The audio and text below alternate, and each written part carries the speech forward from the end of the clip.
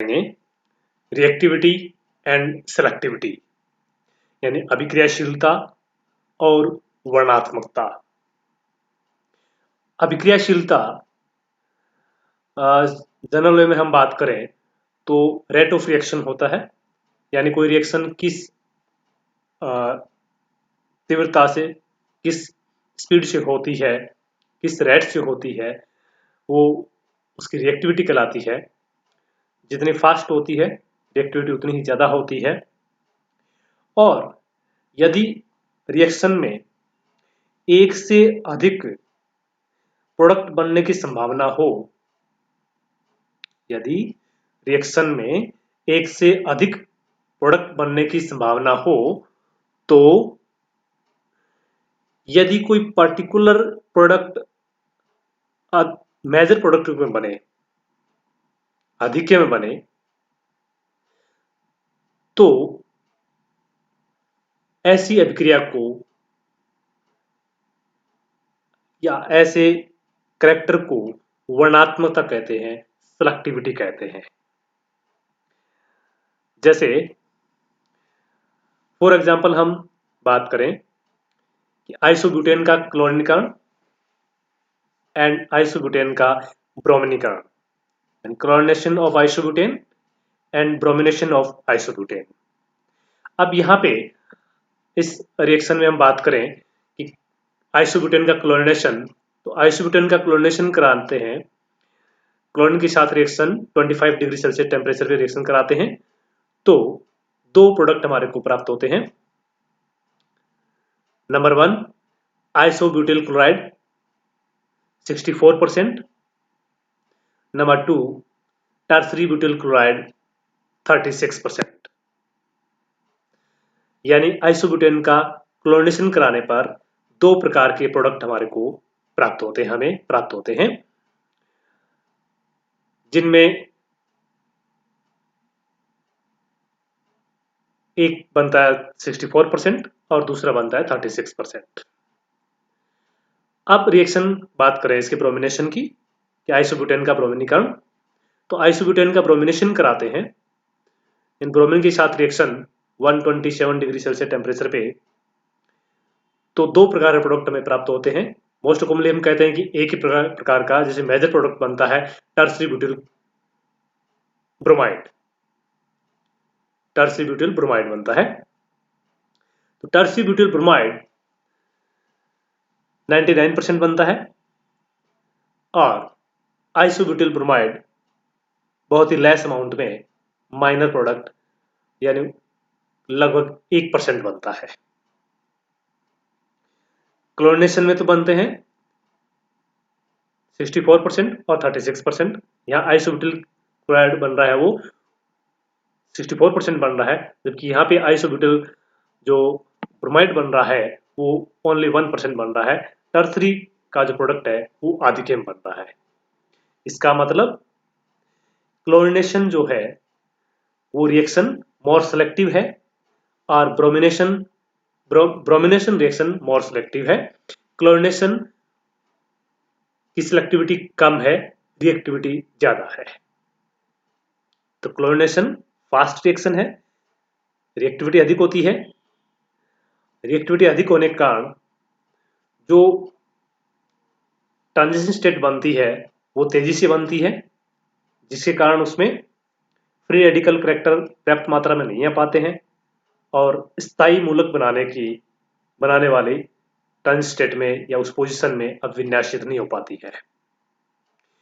लेकिन ब्रोमिनेशन जो है वो स्लो रिएक्शन होती है, कंपैरेटिवली स्लो रिएक्शन होती है, तो इसमें ट्रांजिशन स्टेट देरी से बनती है, जिसके कारण उसमें फ्री रेडिकल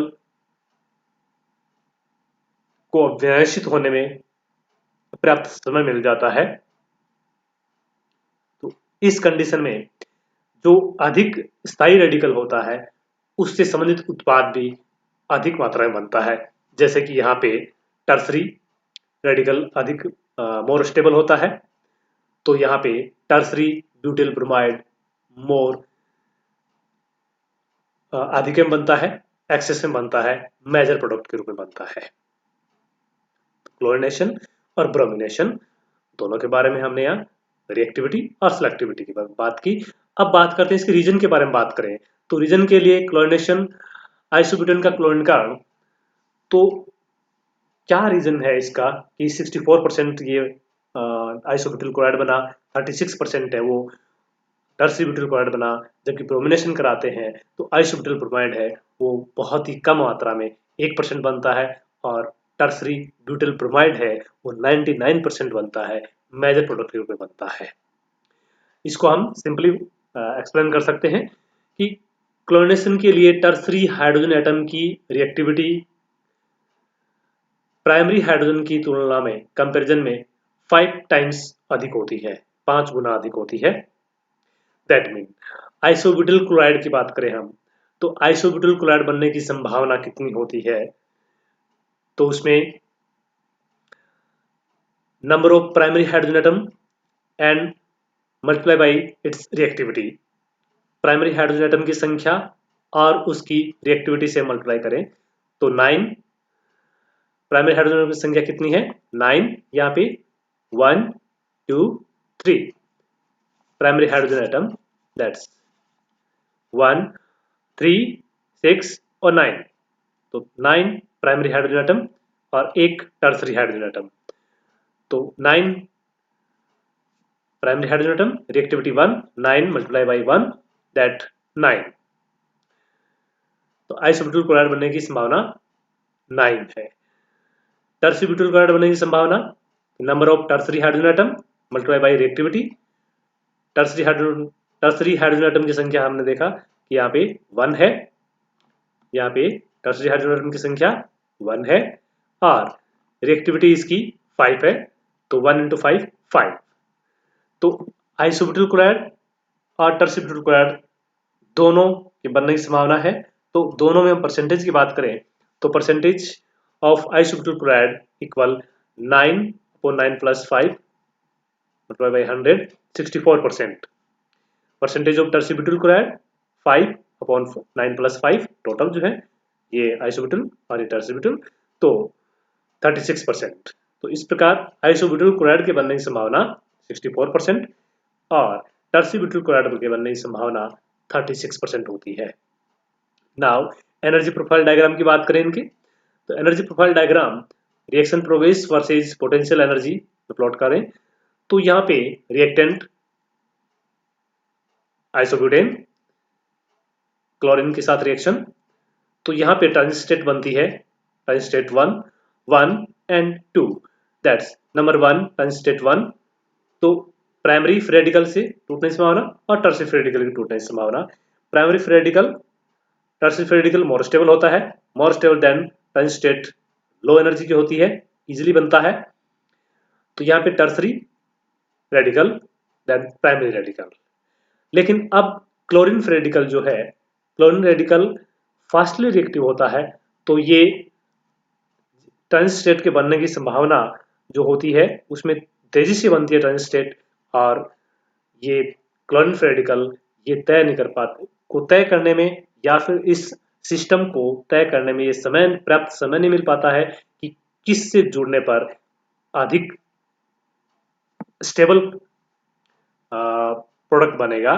तो यहाँ पे जो रेडिकल इसके संपर्क में आता है उसके साथ फास्टली रिएक्शन कर लेता है। यहाँ पे प्राइमरी रेडिकल के साथ में रिएक्शन किया क्लोरीन ने, तो क्या बनाया आइसोब्यूटिल क्लोराइड, टर्सरी के साथ रिएक्शन करता है तो बना देगा टर्सरी ब्यूटिल क्लोराइड, तो इसके बनने की संभावना 36% और इसके बनने की संभावना आइसोब्यूटिल क्लोराइड के बनने की संभावना 64% होती है। नाउ अब बात करते हैं हम आइसोब्यूटेन का ब्रोमिनेशन। ब्रोमिनेशन की बात करें हम तो उससे पहले एक क्वेश्चन यहाँ पे रिएक्शन हमने यहाँ पे रिएक्शन देखी कि यहाँ पे देखिए आप, हम कह रहे हैं क्लोरीनेशन 25 डिग्री सेल्सियस टेम्परेचर पे होता है, ब्रोमिनेशन 127 डिग्री सेल्सियस पे होता है, लेकिन जबकि क्लोरीनेशन की बॉन्डिंग जो होती है, क्लोरीन बॉन्ड की बॉन्ड एनर्जी ब्रोमीन के बजाय अधिक होती है, तो एनर्जी तो इसको अधिक रिक्वायर होनी चाहिए लेकिन इसकी कम होती है। ये कौन सी रिएक्शन है, इसका मतलब ये एक्जोथर्मिक रिएक्शन है। तो आइसोब्यूटेन का क्लोरीनेशन एक्जोथर्मिक रिएक्शन होती है, ऊष्माक्षेपी रिएक्शन होती है। ऐसी रिएक्शन जिसमें रिएक्शन के दौरान एनर्जी का उत्सर्जन होता है, तो ऊष्माक्षेपी रिएक्शन होने के कारण ये लो टेम्परेचर पे होती है। ब्रोमिनेशन एंडोथर्मिक रिएक्शन होती है। एंडोथर्मिक रिएक्शन होने के कारण यहाँ पे एनर्जी रिक्वायर्ड होती है, इसलिए ये रिएक्शन 127 डिग्री सेल्सियस टेम्परेचर पे होती है। यहाँ पे इसी का रीजन यहाँ पे दिया गया है कि ब्रोमीन की बंद ऊर्जा का मान 193 किलो जूल पर मोल होता है, जबकि क्लोरीन की बॉन्ड एनर्जी का मान 242 किलो जूल पर मोल होता है। तो क्लोरीन की बंद ऊर्जा की अपेक्षा ब्रोमीन की बंद ऊर्जा का मान कम होता है। इसके उपरांत भी ब्रोमिनेशन की रिएक्शन हाई टेम्परेचर पे होती है। रीजन क्या है? जबकि क्लोरीनेशन की रिएक्शन लो टेम्परेचर पे होती है। इसका कारण है कि आसानी से बने हुए ब्रोमीन फ्री रेडिकल की एल्केन मॉलिक्यूल के साथ अभिक्रिया ऊष्माक्षेपी होती है। यानी इजीली बने ब्रोमीन फ्री रेडिकल की एल्केन मॉलिक्यूल के साथ जो रिएक्शन होती है वो क्या होती है? ऊष्माक्षेपी रिएक्शन होती है, जिससे कारण ऊष्माशोषी रिएक्शन होती है। सॉरी, ऊष्माशोषी ब्रोमिनेशन की ऊष्माशोषी रिएक्शन होती है और क्लोरीनेशन की ऊष्माक्षेपी रिएक्शन होती है। तो ऊष्माशोषी रिएक्शन होती है इसलिए हाई टेम्परेचर रिक्वायर्ड होता है। ऊष्माशोषी यानी एंडोथर्मिक रिएक्शन ऐसी रिएक्शन जिनमें रिएक्शन के दौरान एनर्जी रिक्वायर्ड होती है। रिएक्शन को कंप्लीट करने के लिए प्रोडक्ट में रिएक्टेंट को प्रोडक्ट में बदलने के लिए एनर्जी रिक्वायर्ड होती है, ऊष्माशोषी रिएक्शन कहलाती है। अब बात करें हम आइसोब्यूटेन के ब्रोमिनेशन का एनर्जी प्रोफाइल डायग्राम की बात करें तो reaction progress versus potential energy. तो ग्राफ प्लॉट करें तो यहाँ पे ट्रांजिट स्टेट फर्स्ट बनती है, जिसमें ब्रोमीन फ्री रेडिकल है वो प्राइमरी हाइड्रोजन के साथ में ट्रांजिट स्टेट बनाता है और प्राइमरी फ्री रेडिकल बनता है। ट्रांजिट स्टेट सेकंड की बात करें तो bromine free radical tertiary hydrogen atom के साथ ट्रांजिट स्टेट बनाता है और टर्सरी फ्री रेडिकल बनता है। जैसा ये हम पहले कह चुके हैं कि ब्रोमीन फ्री रेडिकल रिएक्शन के दौरान ट्रांजिट स्टेट देरी से बनती है, जिसके कारण इस ट्रांजिट स्टेट को इस प्रकार से अविन्यासित होने के लिए स्थायी मूलक बनाने वाली ट्रांजिट स्टेट में अविन्यासित होने के लिए पर्याप्त समय मिल जाता है, जिसके कारण टर्सरी रेडिकल से बने उत्पाद अधिक मात्रा में बनते हैं मोर स्टेबल होने का। तो इस प्रकार एल्केनों पर आक्रमण करने में ब्रोमीन एटम क्लोरीन एटम की तुलना में कम क्रियाशील व अधिक सिलेक्टिव होता है, अधिक वर्णात्मक होता है। ब्रोमीन की कम रिएक्टिविटी के कारण इसकी ट्रांजिशन स्टेट, अब ब्रोमीन की रिएक्टिविटी कम होती है तो ब्रोमीन की कम रिएक्टिविटी के कारण इसकी ट्रांजिशन स्टेट काफी देरी से बनती है। तब तक रिएक्टिंग ग्रुप में पर्याप्त फ्री रेडिकल करैक्टर आ जाते हैं। ब्रोमीन की रिएक्टिविटी क्लोरीन की अपेक्षा कम होने के कारण ब्रोमीन की रिएक्शन के दौरान बनने वाली ट्रांजिशन स्टेट काफी देरी से बनती है और इस दौरान रिएक्टिंग ग्रुप में पर्याप्त मुक्त मूलक गुण आ जाते हैं। अतः उसी प्रकार की ट्रांजिशन स्टेट बनेगी जिसमें स्थायी मूलक बनने की संभावना हो और स्थायी मूलक टर्सरी से अधिक स्थायी बनते हैं, इसलिए टर्सरी रेडिकल से रेस्पेक्टिव प्रोडक्ट अधिक मात्रा में बनेंगे। इसलिए टर्सरी ब्यूटिल ब्रोमाइड अधिक में बनता है, 99% बनता है।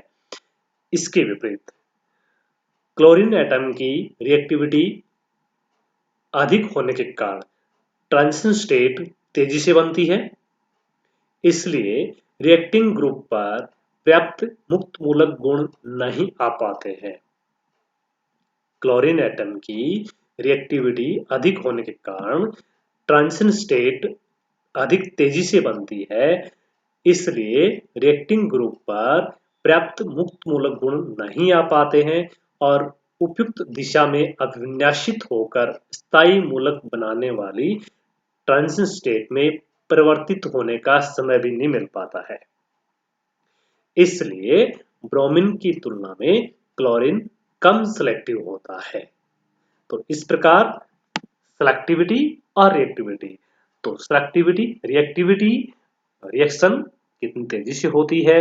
सेलेक्टिविटी की बात करें, हम वर्णात्मकता की बात करें, तो यहाँ पर हमने कहा कि एक से अधिक उत्पाद बनने की संभावना हो, जैसे यहाँ से इससे उत्पाद बन रहा है और इससे उत्पाद बन रहा है, तो किसी एक उत्पाद के एक से अधिक उत्पाद बनने की संभावना हो, तो किसी पर्टिकुलर उत्पाद के अधिक मात्रा में बनता है तो उसे सेलेक्टिविटी कहते हैं। जैसा कि यहाँ पे टर्सरी ब्यूटाइल ब्रोमाइड अधिक मात्रा में बनता है, क्योंकि ब्रोमीन की रिएक्टिविटी कम होने के कारण रिएक्टिंग ग्रुप में पर्याप्त मुक्त मूलक गुण आ जाते हैं, जिसके कारण ऐसी ट्रांजिशन स्टेट बनती है जिससे स्थायी मूलक बनने की संभावना हो। तो टर्सरी रेडिकल ट्रांजिशन स्टेट बनती है और इससे स्थायी मूलक बनने की संभावना होती है। टर्सरी रेडिकल मोर स्टेबल होते हैं, इसलिए टर्सरी ब्यूटाइल ब्रोमाइड अधिक मात्रा में बनता है। Thank you.